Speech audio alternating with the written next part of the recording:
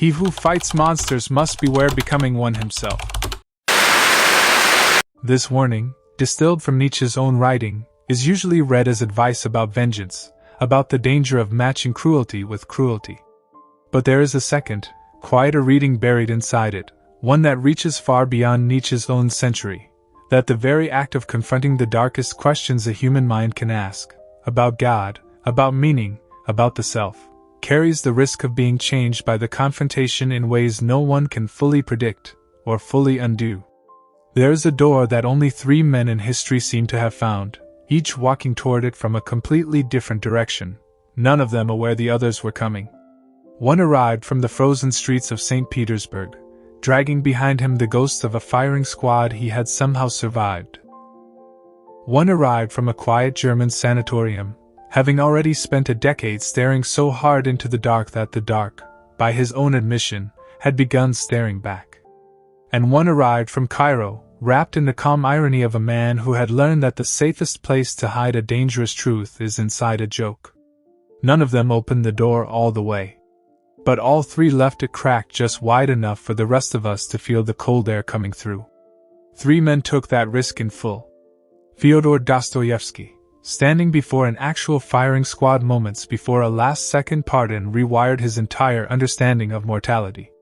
Friedrich Nietzsche, walking alone into mountains so cold and so silent that he began to hear, in that silence, the death of every comforting lie civilization had told itself for 2,000 years.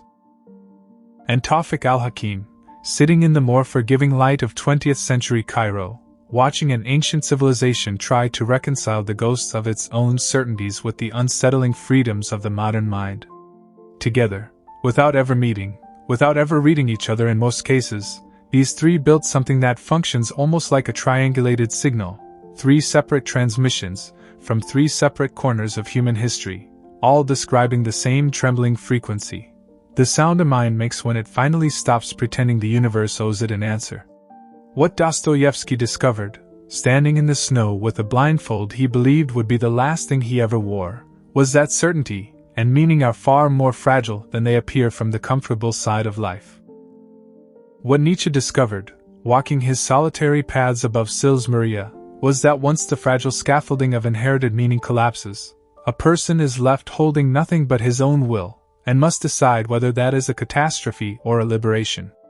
And what al-Hakim discovered, watching his own culture negotiate between ancient faith and imported reason, was that perhaps neither catastrophe nor liberation ever fully arrives, that the human mind, more often than either European giant wanted to admit, simply learns to live suspended between the two, forever undecided, forever slightly haunted. This is the threshold each man reached in his own way, the moment a person refuses the comfortable lie that life is simple, and accepts instead that being human means carrying a mystery no philosophy will ever fully close. The deeper a person is willing to look into this mystery, the wider the gap grows between him and those content to leave the question unopened. And here is the first riddle hidden inside this trilogy of thought. None of the 3 men agrees on what, exactly, waits at the bottom of that gap. Dostoevsky suspects it is God, though a God who has gone terrifyingly silent. Nietzsche suspects it is nothing, and that this nothing is precisely the opportunity. Al-Hakim suspects it may be either, and perhaps that not knowing is the only honest position left to a thinking man. This gap is not merely intellectual. It runs through the entire architecture of these 3 writers' worlds, through the underground man's bitter monologue, through Zarathustra's descent from the mountain, through al-Hakim's confused sultan who cannot tell whether his own reason or his people's faith should govern the kingdom of his mind. Each of them, in his own language, describes the same discovery, that consciousness, once fully awake, cannot be lulled back to sleep. But none of them tells us, with any real certainty, what waking fully would even look like, whether it is a door that opens onto light, or simply a longer, colder corridor than the one we started in.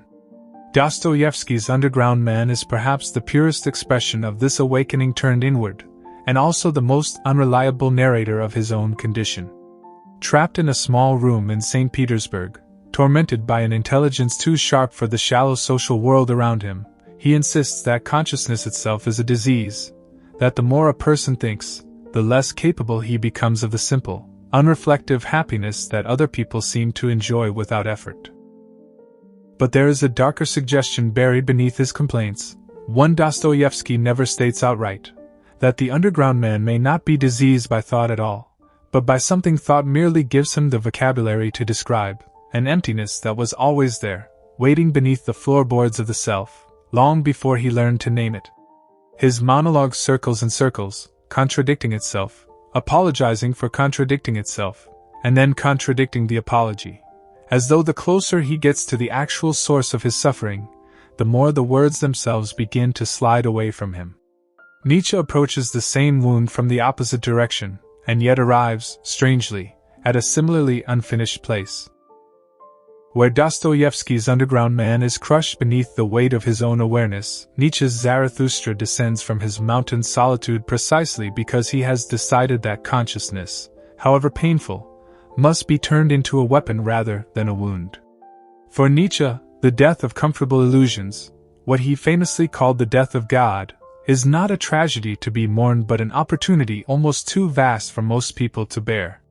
And yet Zarathustra himself, for all his fire, keeps returning to his mountain, keeps failing to remain among the people he claims to want to teach. Even Nietzsche's answer to the abyss carries its own shadow, a solitude so complete that we are never quite sure whether the Overman is a destination, or simply another name for the loneliness that never lifts.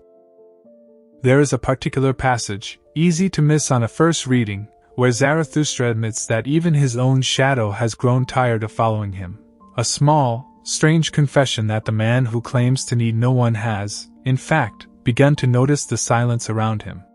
Tawfiq al-Hakim, writing in Arabic from a civilization balancing its own inherited certainties against the demands of modern reason, dramatizes this exact tension in his play The Sultan's Dilemma, where a ruler discovers, to his horror, that his own legitimacy rests on a legal technicality rather than genuine authority, and must decide whether cold reason or the messianic claims of justice and mercy should determine his fate.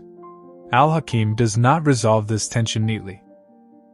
He lets reason and instinct argue endlessly inside the same royal court, refusing to grant either side an easy victory, a refusal that echoes, in its own register, both Dostoevsky's suspicion of pure rationalism and Nietzsche's insistence that reason alone can never fully account for the forces that actually move a human life. And there is something almost deliberately withheld in al-Hakim's silence on the matter, as though he suspects that any final answer would betray the very mystery his sultan is forced to inhabit. The play ends not with resolution but with a kind of shrug written in royal robes. A monarch who has learned to rule without ever quite knowing, in his own heart, by what right he rules at all. This raises a deep inner conflict shared by all three writers. The conflict between the mind's hunger for certainty and its discovery that certainty, once reached, is almost always a kind of lie. Knowledge, in this triangle of thought, is never simply a light that clears away darkness.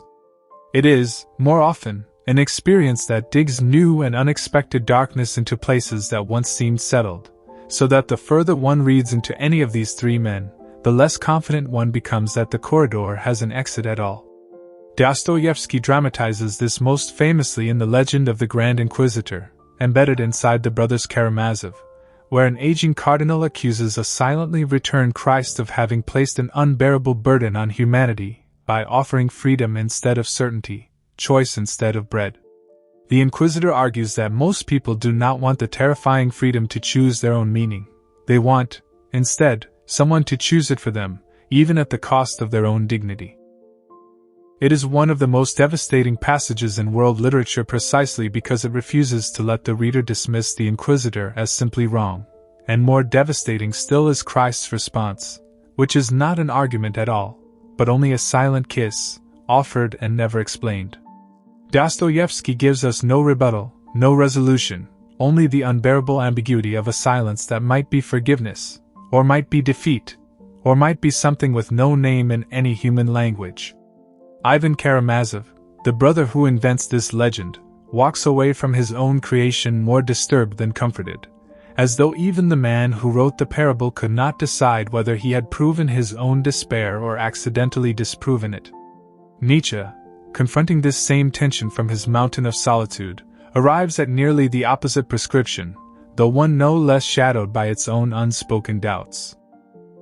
Where the Inquisitor wants to relieve humanity of the burden of freedom, Nietzsche wants to force humanity to finally accept it, however painful that acceptance becomes.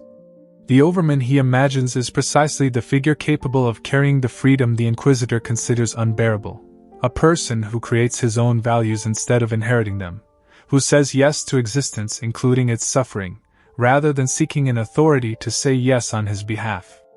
And yet Nietzsche himself, in his final years, would descend into a silence far darker than the Inquisitor's, a silence that some read as tragedy, others as a final, unbearable confirmation of everything he had warned the abyss might do to those who stare into it too long. His last recorded letters, written in a hand that no longer resembled his own, read almost like transmissions from the very edge he had spent his life describing, as though the philosopher of the abyss had, in the end, simply walked in.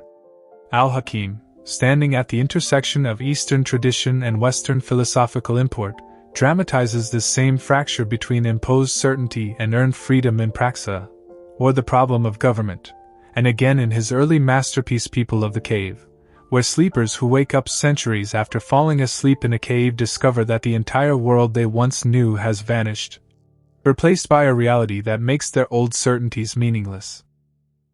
The play does not simply retell an old legend, it asks, with real philosophical weight, what happens to a person's sense of identity when the certainties he built his life upon quietly dissolve while he was looking away, and it offers, in place of an answer, only the disorientation of men standing in daylight they can no longer recognize as their own. One of the sleepers, faced with a world that has moved on entirely without him, does not rage against it or weep for it. He simply asks, almost gently, whether it might not be kinder to return to the cave, a question Al-Hakim leaves floating in the air of the final scene, unanswered, and perhaps unanswerable. This existential isolation, the condition of standing awake while the world around continues to sleep, or perhaps of standing asleep while insisting to oneself that one is awake, for even this distinction grows uncertain the longer one sits with these three writers, is the deepest thread connecting them, however different. Their settings and centuries. The underground man is isolated by his own hyperactive self-awareness. Zarathustra is isolated by the very heights he has climbed to see clearly. Al-Hakim's sleepers are isolated by time itself, waking into a world that has moved on without them. In each case, awareness becomes a kind of exile, a permanent distance from the comfortable sleep enjoyed by everyone else, and in each case, the writer leaves open the unsettling possibility that the awakened man has not necessarily seen more truth than the sleepers, only a different, perhaps equally partial, shape of the dark. And yet none of these three thinkers treats this isolation as simply a curse, though none of them fully redeems it either. Dostoevsky, despite his unflinching diagnosis of suffering, insists throughout his work that suffering carries the possibility of redemption, that Raskolnikov's descent into guilt after his murder in Crime and Punishment is not merely punishment, but the painful beginning of a moral rebirth, a path back toward humanity through the very anguish that first seemed to prove his exile from it. But Dostoevsky is careful never to show us the completed rebirth in full daylight. The novel ends at the threshold of renewal, not inside it, as though even its author could not follow his character past the edge of what can be narrated. We are told a new story is beginning. We are never told how it ends. Nietzsche, for his part, insists that what does not destroy a person can make him stronger, transforming the wound of isolation into the discipline of self-creation. The very loneliness that separates the overman from the herd is, in Nietzsche's account, not a tragedy to escape but the necessary condition of any genuine greatness. No one has ever climbed a mountain by remaining comfortably at its base with everyone else. And yet Zarathustra's teaching is heard, in the text itself, by almost no one who truly understands it. His wisdom echoes back to him largely unanswered, and we are left to wonder whether a truth that cannot be received by anyone is still, in any meaningful sense, a truth at all.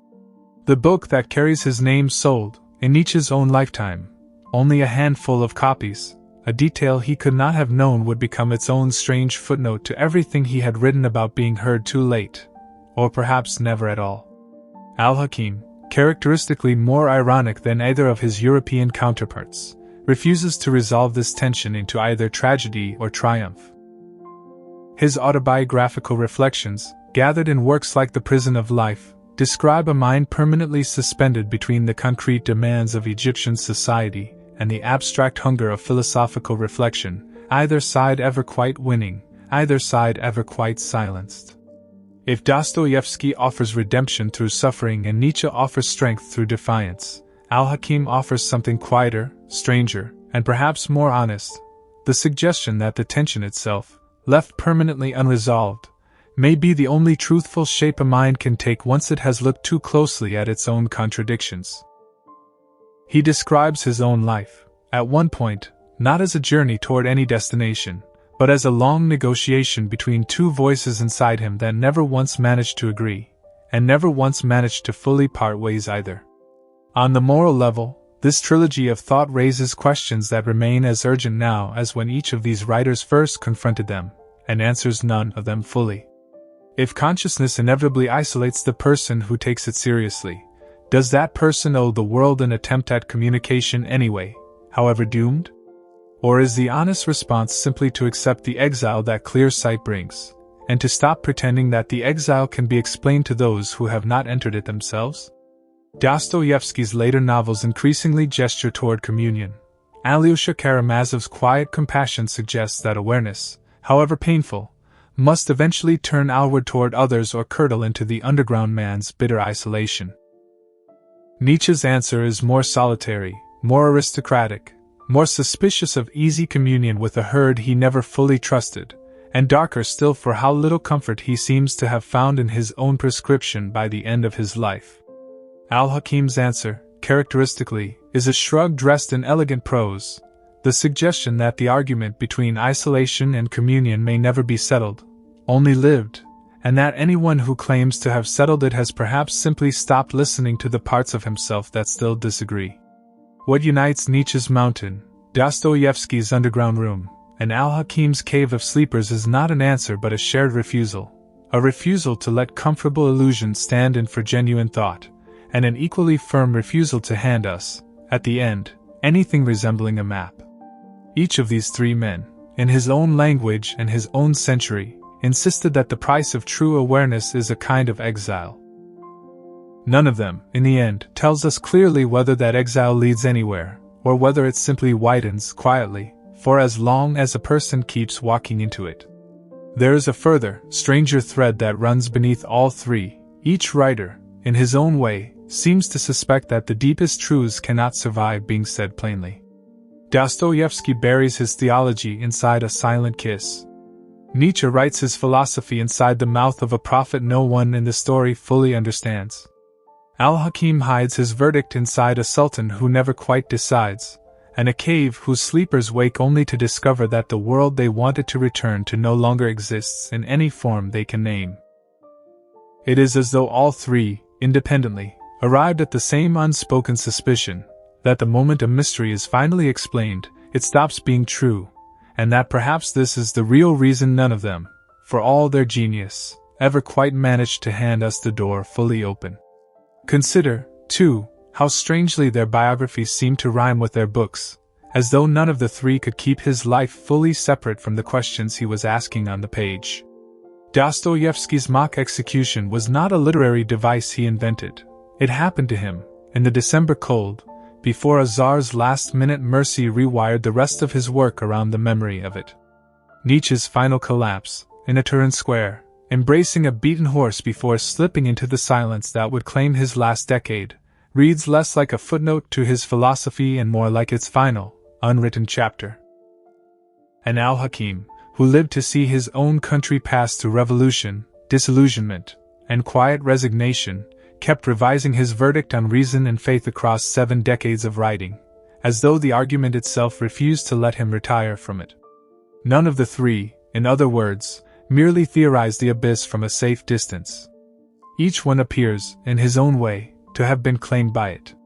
In conclusion, this trilogy of thought is not simply a comparison of 3 distant writers, but a map, an incomplete one, drawn in a hand that keeps trailing off before the edges, of the different paths a mind can take once it decides to stop sleeping. Dostoevsky shows us the wound, and then declines to say whether it heals. Nietzsche shows us the weapon that wound can become, and then vanishes into a silence of his own.